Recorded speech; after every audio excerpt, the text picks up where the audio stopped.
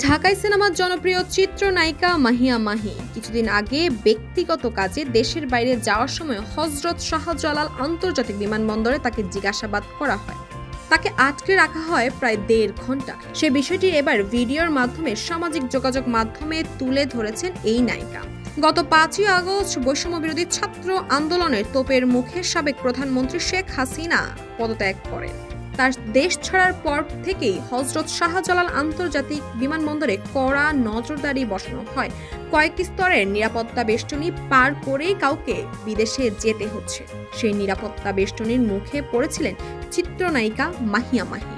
প্রকাশিত ভিডিওতে মাহিয়া মাহিকে বলতে শোনা যায়, একদিন আগে ব্যক্তিগত প্রয়োজনে একদিনের জন্য দেশের বাইরে গিয়েছিলেন।